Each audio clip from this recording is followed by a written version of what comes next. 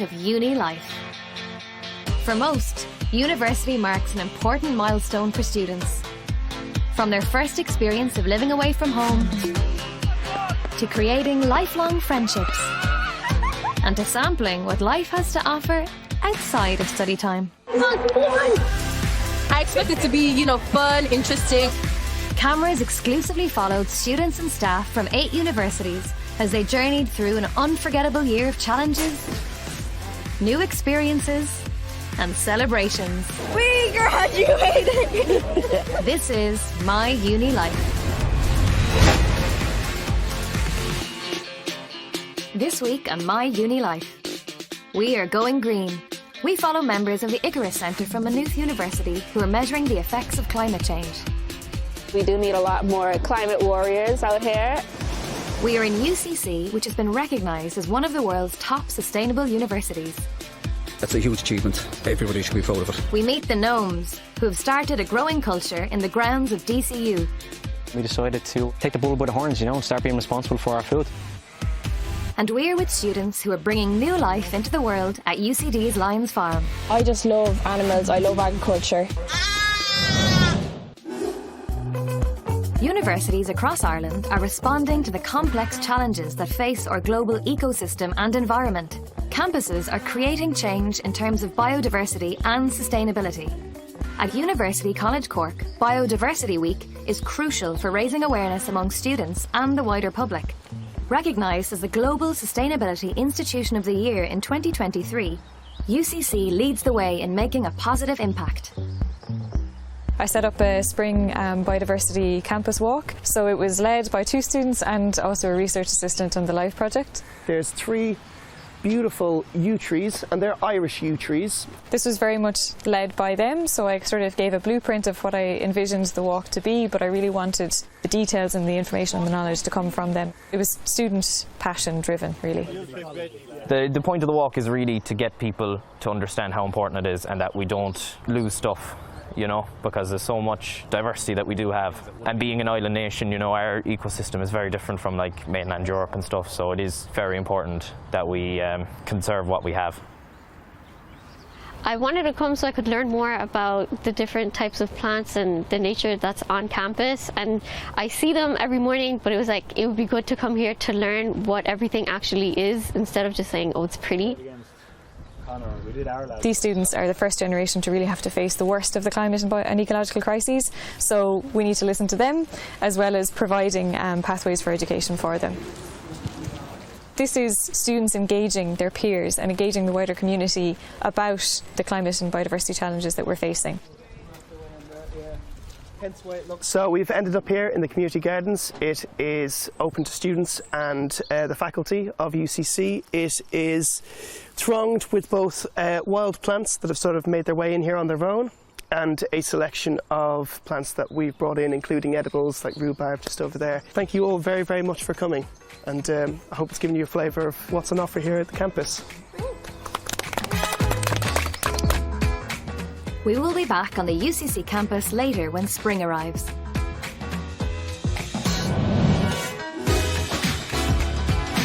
The Icarus Centre, part of the Geography Department at Maynooth University, is an internationally recognised leader of research in the area of climate change and how society can adapt to the challenges that it brings. Climate change is a massive challenge, and it requires us to bring together all the different disciplines. And that's what we try to do with the MSc in climate change and with the Icarus Centre at Maynooth, is bringing together multiple perspectives, multiple disciplines, from geography to physics to maths to social science, in order to get a better handle on what's happening with climate change. Students from the Geography Department are on location in Courtown in County Wexford.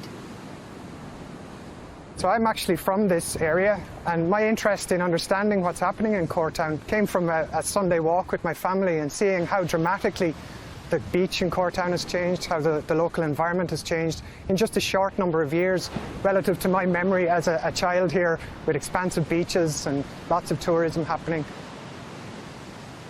So what our students are doing today on the MSc Climate Change is trying to understand the changes that are happening. We spend a lot of our time in the lab working with computer models, and it's bringing that out into the real world, so the students get a sense of the importance of the work that they're doing in the classroom and how it can be used for decision making and informing analysis in the real world.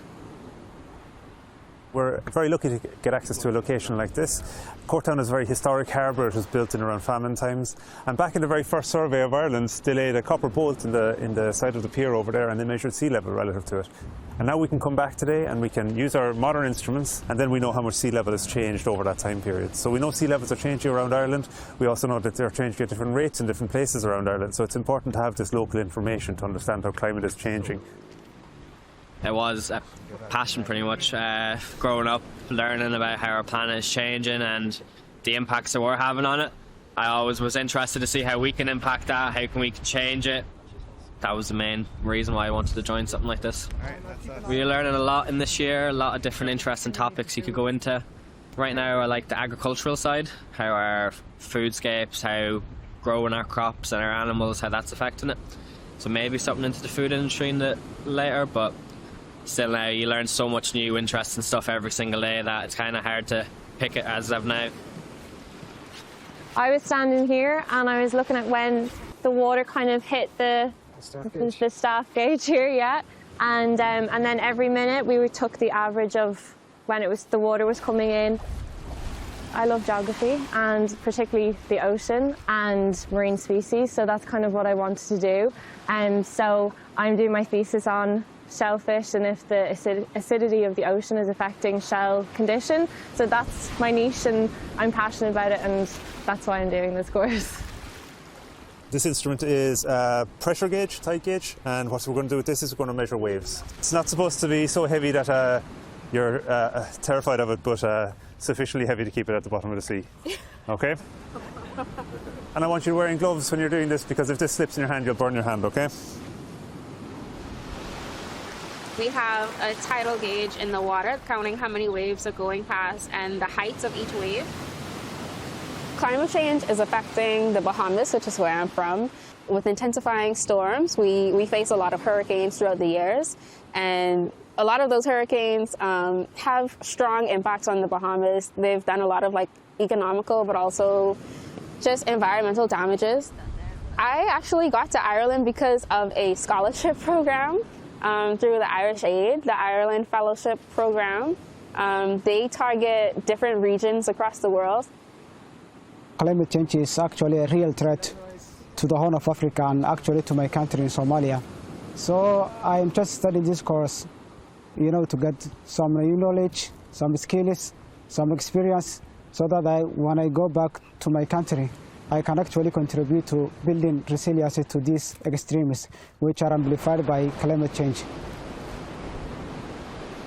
Thanks to the contribution of locals such as Sam Kennedy, students can access valuable first-hand knowledge and examine how communities are reacting to the physical change in their local environments. You had a few big storms and it started to eat into the banks, and we've lost our beach. That in itself has economic effects. Has the County Council given you guys any information back to why they haven't so far, or if there's any plans to do so in the future? It seems to be the marina. And they think that the marina will solve a problem. But what's happening if you put a marina here on our north side, it starts to push a beach further north. The beach is always here, being right in front of the village. Stopgap actions are not good. We need a sort of a long-term plan to make sure that we're not just working for today, but we're thinking ahead for maybe 10 years' time. The Icarus Centre is marrying important local knowledge with its ongoing analysis of climate data to enable coastal communities, not only in Ireland, but further afield, to face the challenges of climate change. But just being a part of that is important, I think, because we do need a lot more climate warriors out here trying to just support the benefit of a better world.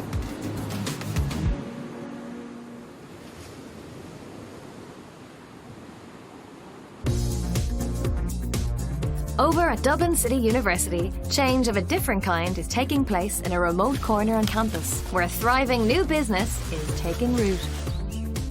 We're in the DCU Community Garden, aka the Gnomes Regenerative Market Farm. The Gnomes came from basically a passion to grow our own food. We wanted to know where our food was coming from. We wanted to know how it was grown, what's sprayed on it or not sprayed on it, you know. So myself, Jason and my two brothers, we sat down and we decided to take the bull by the horns, you know, and start being responsible for our food. The name is very simple, you know, we're 4 young guys and we're mischievous, you know, the gnomes. A few years ago, the university gardens lay fallow and in need of repair and rejuvenation. Now, thanks to the gnomes, the plentiful gardens are providing the campus with fresh produce, as well as important awareness around self-growing and biodiversity. What we can do, Yeah, what's the idea? I make a little kind of a dressing, like a chimichurri dressing. Yeah, it's great. It's like a bag of surprises, you know, every week. See what's in season, what's coming your way, you know. That's what I like about it, you know. What's next? This garden was left idle for a long time, it was desolate. So what we done was we came up with a business plan and model because we were on a part-time community employment scheme. And we said to DCU, look here, this is what we can do with the land. And they were very happy for us to take the land under control and, you know, put our, you know, vision into practice. So we've been allowed to incubate down here, which is fantastic. Must have moved a good 20 to 30 tonne of stone with 1 shovel, 2 wheelbarrows and 3 people. I tell you, we had a great rest after that one. That was an amazing experience. And one thing we will say about that is, if you can get through that, this part is easy. One thing I learned when I started growing tomatoes was, one, tomato is not a flavour. Tomatoes are a range of flavours. There's so many different types of tomatoes there is out there. When you taste the red ones to the orange ones we have over here, you taste a beef tomato, whereas you go to the shop, you buy a tomato, it's a tomato. Tastes like a tomato.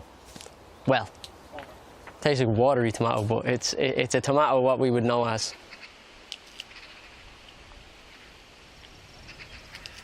We have a couple of different varieties of apple trees here. They were here before we started down the garden. We don't use any pesticides, herbicides or inorganic fertilizers. All we use is the soil, seeds and water.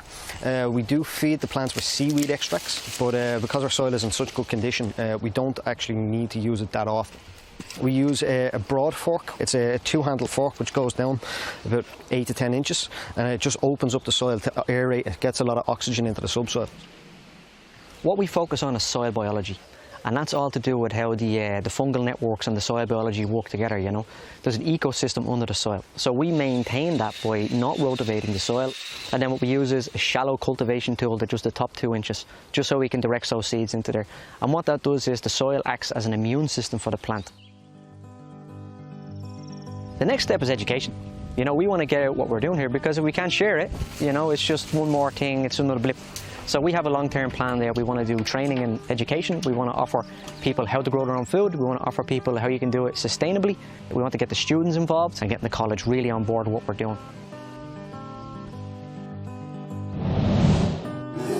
UCD is the only Irish university to have its own teaching and research farm.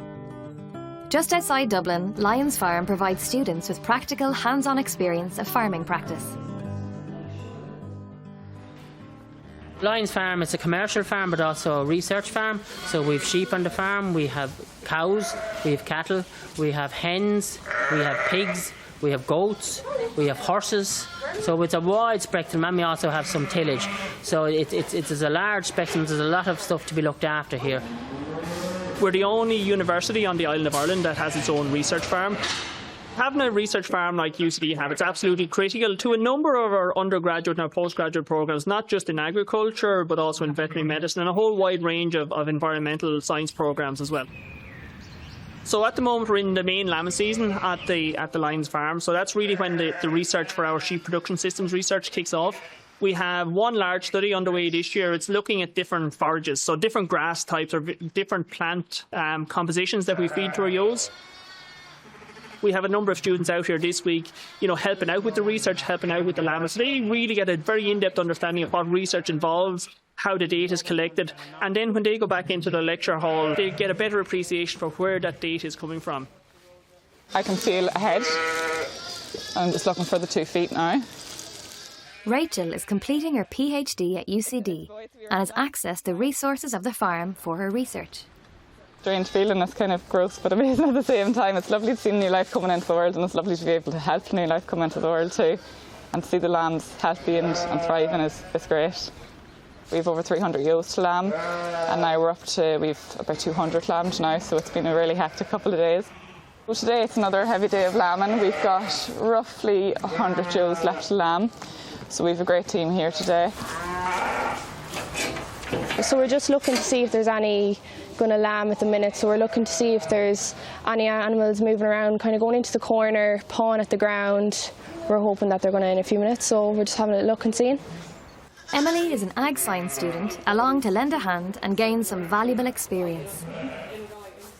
I just love animals, I love agriculture. I was brought up on a farm. We would have always been out with the calves, giving them the bottles, and it's just great to keep it going, It's hard work, but it's very rewarding work, and if you have a passion for it, that's just the main thing.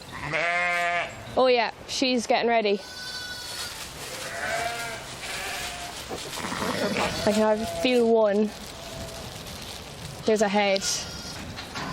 Just trying to grab the second leg. Oh, I think I have it. It's good to get the first one out of the way. It's my first day and I'm after having 2 sets of twins. We learn a lot about it in college, in UCD, but it's so different to go and do it yourself. Once the ewes are lambed, the lambs are weighed. We record that, we record their sex and we record their vigour, whether or not they're up and suckling straight away or are they a wee bit slower and need a little bit of help to kind of get up and moving. 6.3 kilos. While Rachel and Emily are familiar with farm life, for many of the students, it's their first experience on a farm. I'm just from Leaksup, down the road in an estate. Everyone in the course, they'd be shocked when they chat to me because they're like, how are you not from a farming background? Which at first was kind of annoying, but now, I don't know, I think it makes me more motivated to work a bit harder because I don't have that natural instinct to just know when things are happening. And it's nice as well because I'm learning fresh from lecturers and from people like Rachel, so I'm learning exactly how it's meant to be done. This one isn't suckling on and he's the smallest of the bunch, so if he's not feeding now, we'll have to put him in the pen. So good thing is he's drinking loads though. Just checking him there for his belly. Now, I have a pen and paper. I'm just noting everything down, how much they took out of the bottle, how much has gone out of it. And if there's any who's kind of taken less than 30 ml, I'm putting them on a tube feed. I'm really interested in AI and genetics. I'd love to do something in breeding or kind of the lab side of things as well. I'd be really interested in that. Day by day there's more and more opportunities being thrown at us, so it's great. Despite their contrasting backgrounds, students are united in their passion for farming. I'm not sure will I go on and do a PhD or will I go into a job or travel. I'm not sure yet, but I just know that I have a great interest in the area of agriculture and that whatever I do go into, I'll really enjoy, and that's the main thing.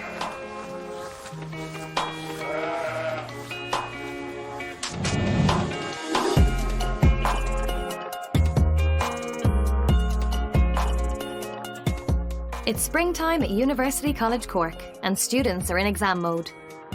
Head gardener Jack Murphy and his team are also hard at work. It's fierce exciting to be the 8th greenest, most sustainable university in the world and the first college in Ireland to achieve the green flag status. That's a huge achievement, for a university in the middle of a city centre. Everybody should be proud of it. I've been gardening since 1995. I started in the pitch and put course in Newmarket in County Cork, and that kind of got my, I suppose it whetted my appetite really for it.